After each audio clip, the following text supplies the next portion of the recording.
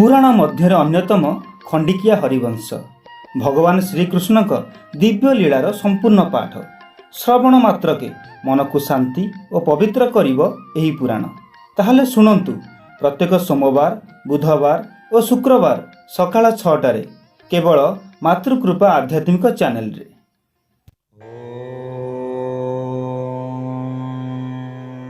नमो भगवते वासुदेवाय।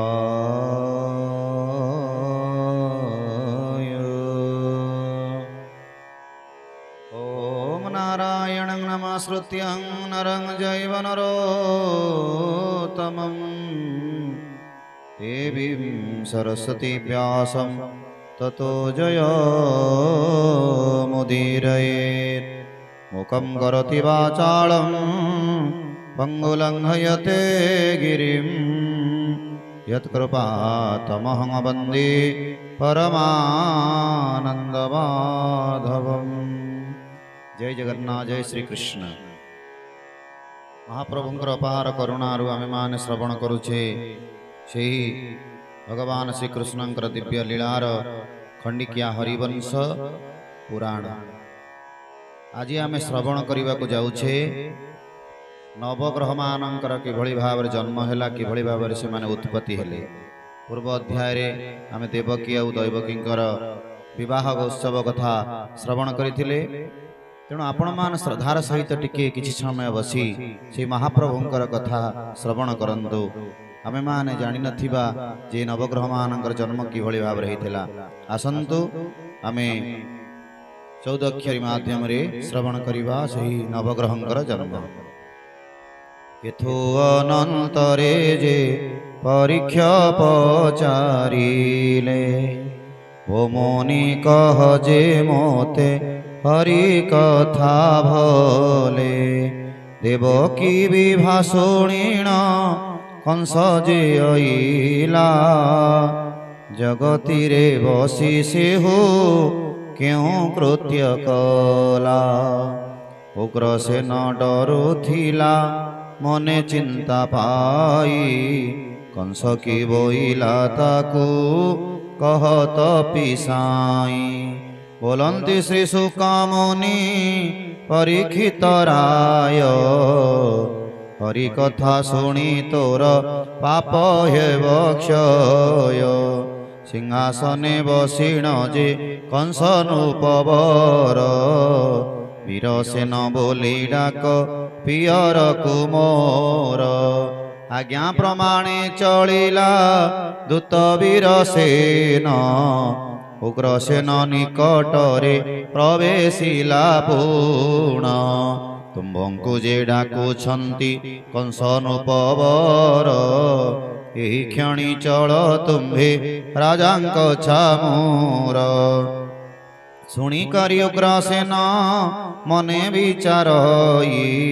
न पूर्ण दुष्ट तनय मोते हो मारई। ओ कृष्ण तो पाद पद्मे पशिली शरण कंसर संकट मोते रख नारायण। तू ही न रखिले आओ रक्षक के नहीं महासंकट पड़िला रख भाव ग्राही। यहा बोली उग्रसेन हरिनाम स्मरे महासंकट भयरु पारी कर बारे। एते बोली हरिनाम धरिण बाहार हरि हरि बोली मिले कंसर चामुर। वीरसेन जनाइला शुण चक्रवर्ती आज्ञा प्रमाणी होइला उग्रसेन गति।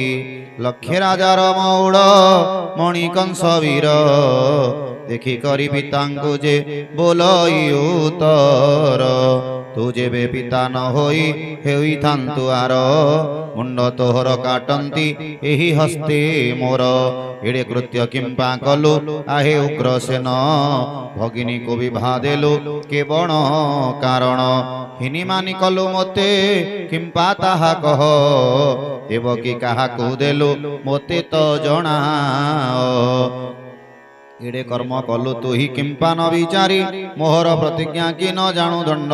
धारी मोहि न जानिली देलु भगिनी की बाहा आहो उग्रसेन किंबा कलु तु हि एहा बेले बेले कोप करी पचारे देवकु आहे देवताए किंबा न पचार तांकु भय पाई देवताए मृत प्राय हेले पुणी ही पुछिबा पाई अक्रूरे बोइले उग्रसेनंकु पचार आहे मंत्री वर एड़े लज्जा देले मोते समस्तंक ठार पितापण एहार मु रखिबई दूरे बहुत अपराध करी अछि मो छामोरे वासुदेव बोली सेहु अटे केउ जन यादव कूଳରେ अटे अति दीनहीन वसुदेव बोली सेहु अटे केउ जन यादव कूଳରେ अटे अति दीनहीन जन्मरु दरिद्र सेहि अटे हीन जाति आज धाई धरी आण ताहाकु तड़ती खंड खंड करी मांस पकाई बिहाणी दोरे हार मुंड गोटी नथिब धरणी तिनि जनकु अग्नि रे देवी एही क्षणी लक्ष्य राजा उपरे मु अटे मौड़मणि मुहि थाई विभाद्यंती भग्नि की मोहर पवित्र राजा गोटिए खोजी आनी बर आणरे वसुदेवंकु मोहर छामोर मारी पकाइबा कथा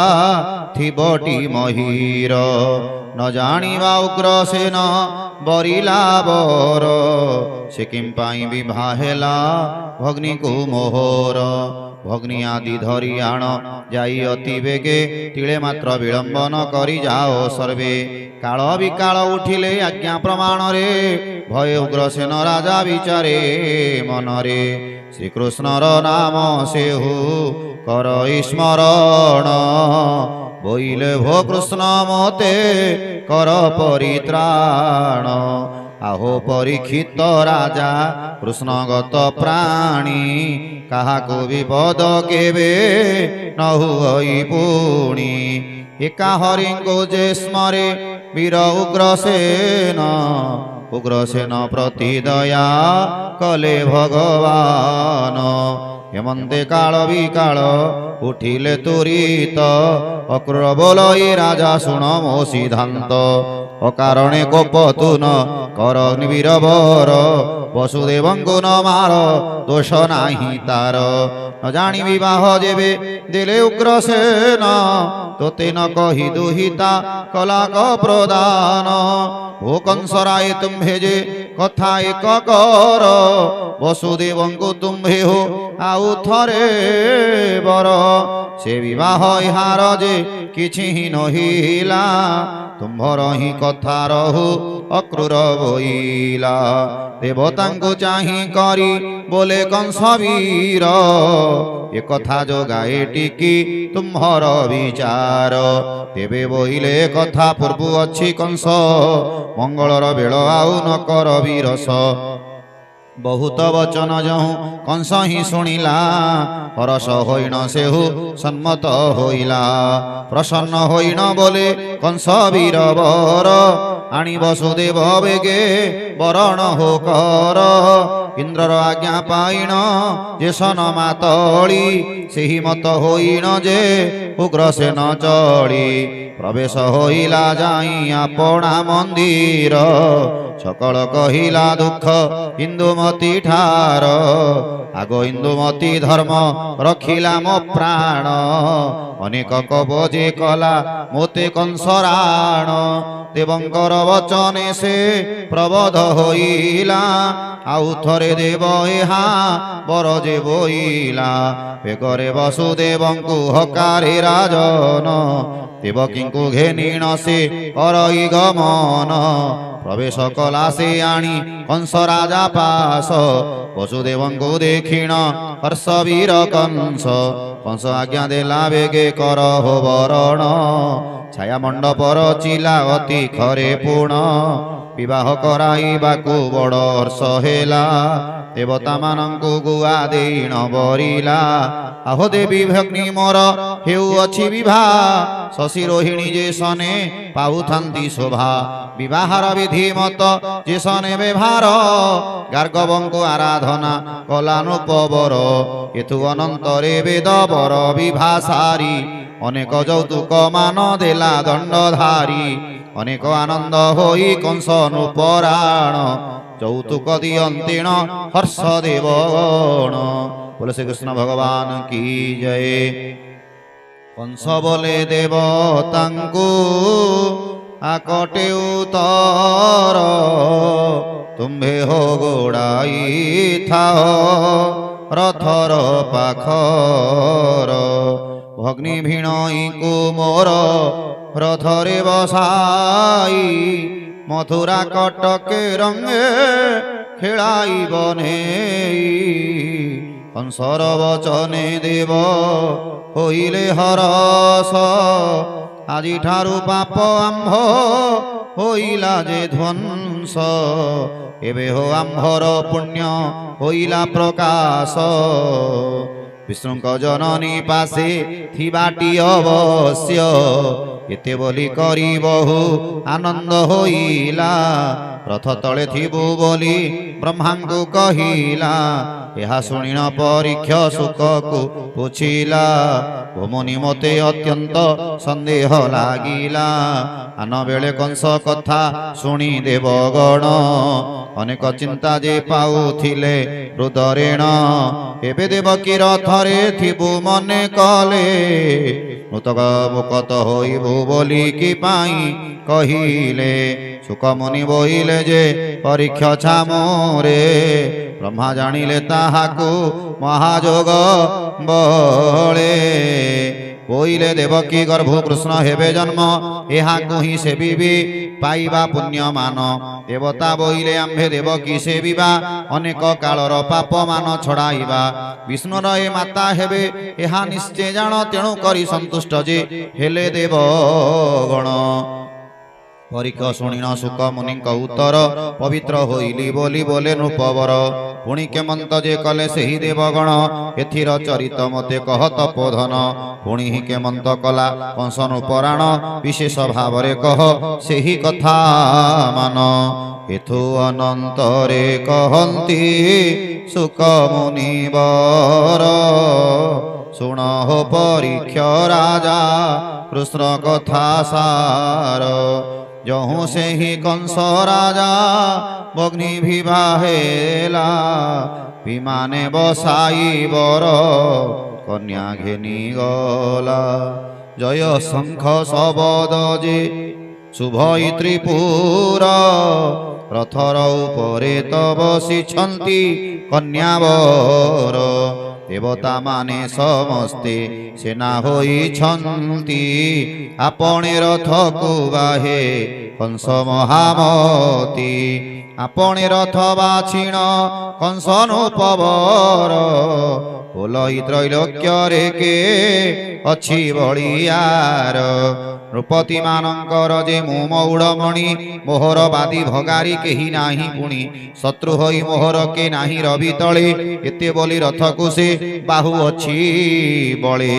ମିଳିଲେ ନାରଦ ମୁନି ଏହି କାଳେ ଆସି ଦେଖିଣ କଂସ ନୃପତି ହେଲା ବଡ଼ ଖୁସି ମୁନିଙ୍କ ପୟରେ ରାଜା କଲା ପ୍ରଣିପାତ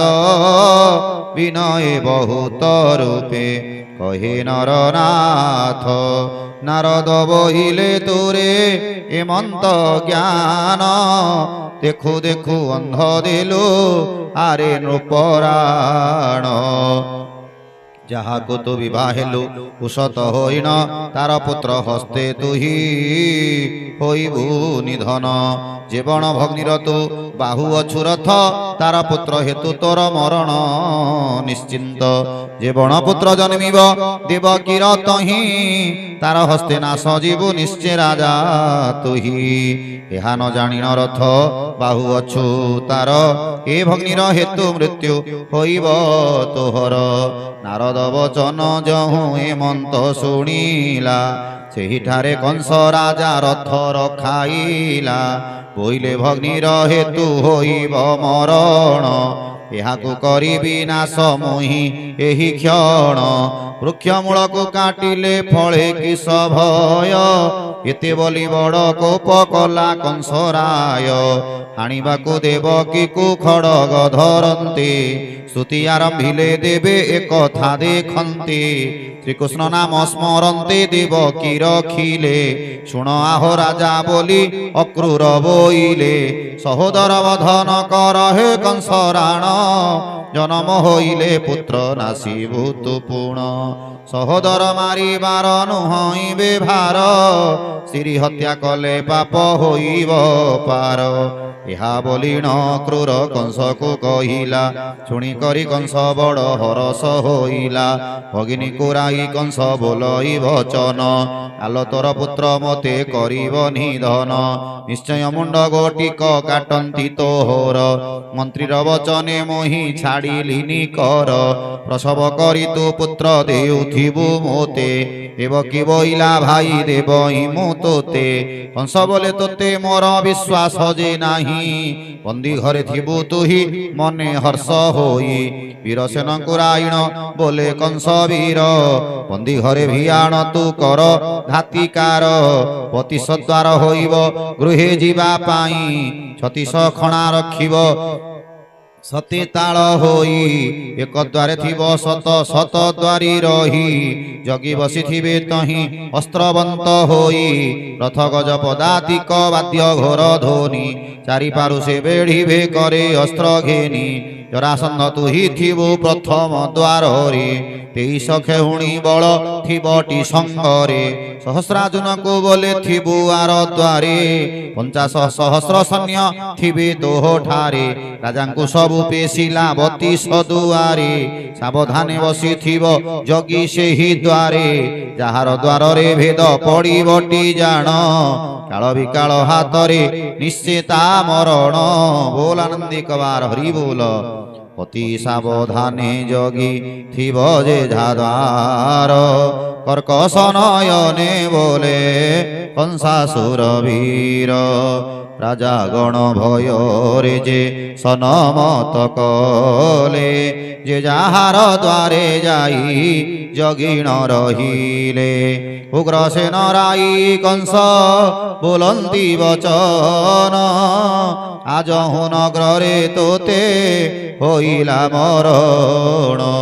পিতা নহিলে শির ছেজন্তি তোহর যেণু ন আসুণু ভগ্নী বিভা দেলু মোর নিবন্ধ করি নগর জগিবু মোহর ଯେଉଁଠାରେ ଦୃଶ୍ୟ ଯାହା କରିବୁ ଛାମୁର ନହିଲେ ତୋହର ଶିର କରିବି ଛେଦନ ହେମନ୍ତ କର୍କଶ ବାକ୍ୟ ବୋଲଇ ରାଜନ ଭୀତ ହୋଇ ଉଗ୍ରସେନ ବଚନ କହଇ ତୋହର ଆଜ୍ଞାରେ ଥିବି ବଶୀଭୂତ ହୋଇ ଦଣ୍ଡୁ ଆସି ପଣେ ଉଗ୍ରସେନେ ଶାଢ଼ୀ ଦେଲା କଂସର ଛାମୁରେ ସେହୁ ଶିରରେ ବାନ୍ଧିଲା ଶିରେ ଶାଢ଼ୀ ବାନ୍ଧିଲା କଜହୁନୁ ପବର ଈଶରେ ହାତ ଦେଇଣ ହୋଇଲା ବାହାର 56 କୋଟି ଯାଦବ ସଙ୍ଗରେ ଅଛନ୍ତି ପଟୁଆର ହୋଇ ତାହା ସଙ୍ଗରେ ଗୋଡ଼ାନ୍ତି ଲାଗିଲା ଦେବାଲୋକଙ୍କୁ ଅତିଶୟ ଭୟ ରାଜାମାନେ ଖଟିଛନ୍ତି କଂସ ଦୁଇ ପାଏ ମହାତେଜରେ ବୋଲଇ ଦ୍ରୁମିଲାର ସୁତ ବନ୍ଦୀଶାଳାକୁ ଦୁହିଁଙ୍କୁ ନିଅ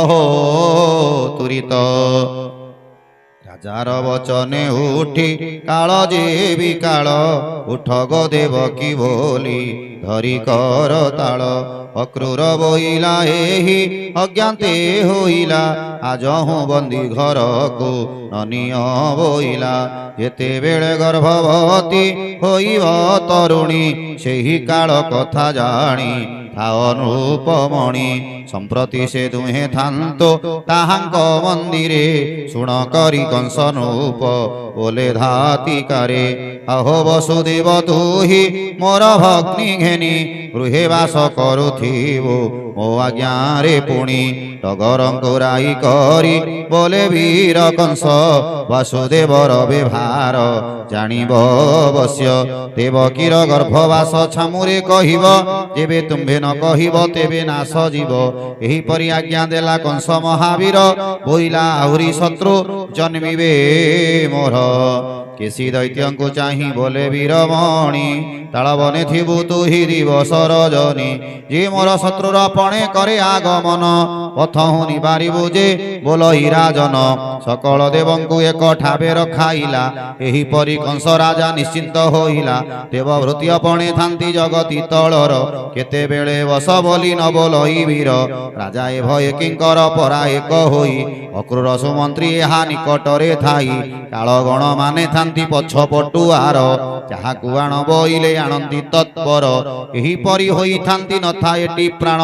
ହତଜ୍ଞାନ ହୋଇଥାନ୍ତି ସବୁ ନୃପରାଣ ପ୍ରତିଜ୍ଞାବନ୍ତ ଅଟଇ ରାଜା କଂସାସୁର ଯମ ଦେବତା ପ୍ରାୟ ବୋଲେ ନୃପବର ପଦାଘାତେ ମେଦିନୀ ଯେ ସହି ନ ପାରଇ ମୁଖୁ ଝର ଝର ହୋଇ ରୁଧିର ବହଇ 33 କୋଟି ଦେବତା ବ୍ରହ୍ମାଙ୍କୁ ଘେନିଣ ଆତଙ୍କରେ ଡାକ ଦେଲେ ରଖ ନାରାୟଣ ବୋଲାନନ୍ଦ ଭଗବାନ କି ଜୟ।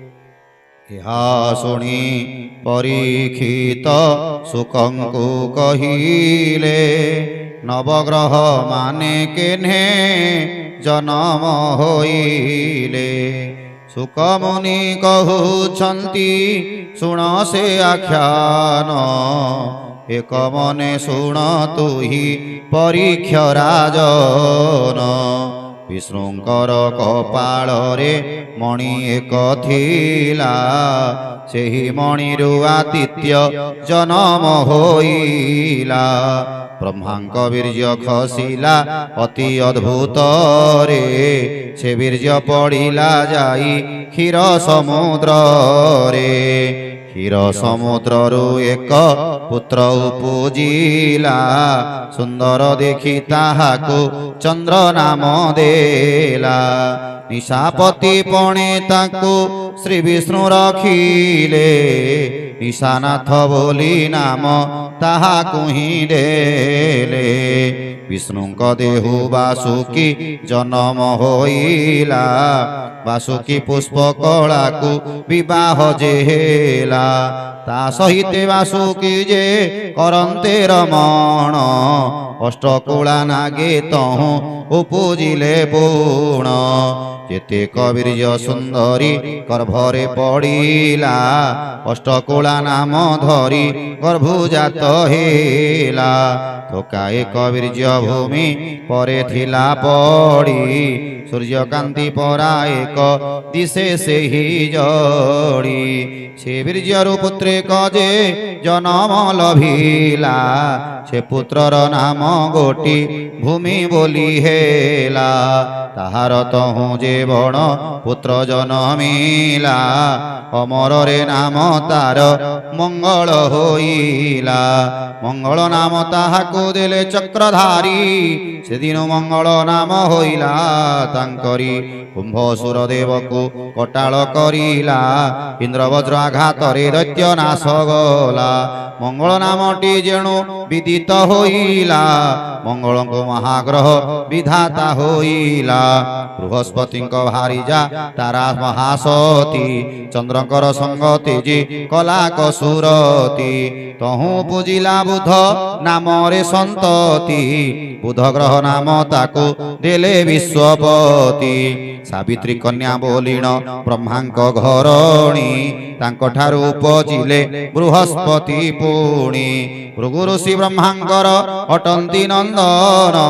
ଯୋଗେ ବ୍ରହ୍ମପଦ ନେବା ପାଇଁ କଲେ ମନ ବ୍ରହ୍ମାପଦ ଘେନିବାକୁ ବହୁ ତପ କଲା ତପ ଭାଙ୍ଗିବାକୁ ବ୍ରହ୍ମାକୁ ପେଶିଲା ଅପୂର୍ବ ସୁନ୍ଦରୀ ସେହୁ ନୟନ ରଞ୍ଜନୀ ତାକୁ ଦେଖି ଯୋଗ୍ୟ ତାର କଲେ ଭୃଗୁ ମୁନି ବ୍ରହ୍ମାକୁ କୋଳ କରିଣ ବୀର୍ଯ୍ୟ ତ୍ୟାଗ କଲେ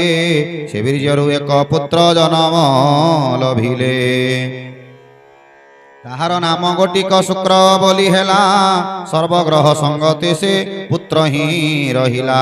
ଆଦିତ୍ୟର ମଣେ ଛାୟା କନ୍ୟା ଗର୍ଭବାସ ତିନି ପୁତ୍ର ତାଙ୍କ ଠାରୁ ହୋଇଲେ ପ୍ରକାଶ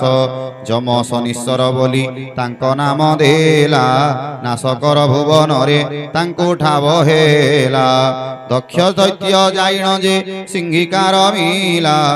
ତାହାଠାରୁ ରାହୁ ଦୈତ୍ୟ ଜନମ ଲଭିଲା ସେ ସମୟ ରାହୁ ବସି ଅମୃତ ଭଖିଲା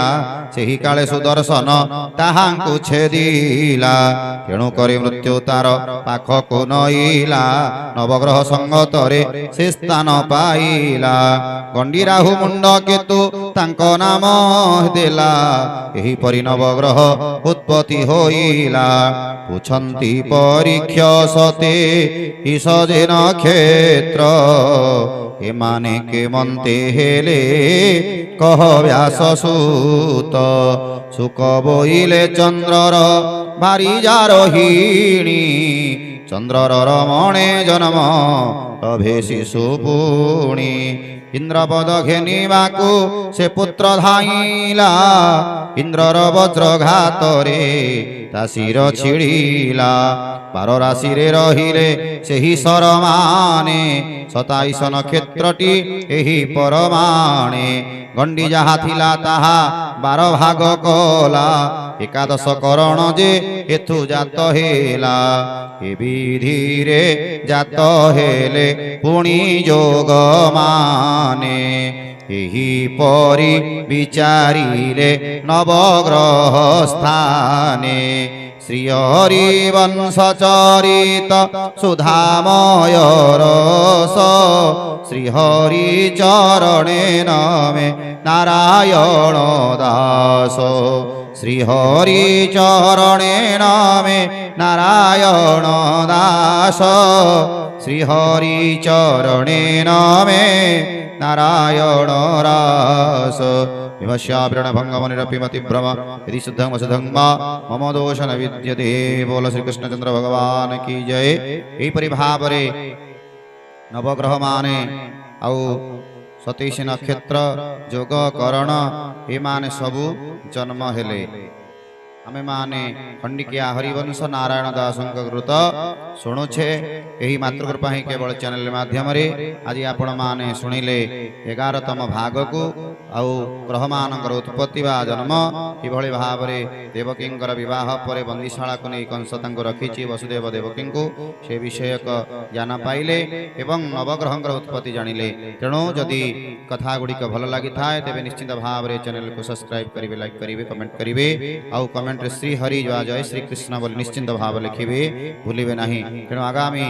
अध्याय आमे देखाबा देवकींकर पुत्र माने कि भଳି भाव रे जन्म हेले 12 भाग रे आमे माने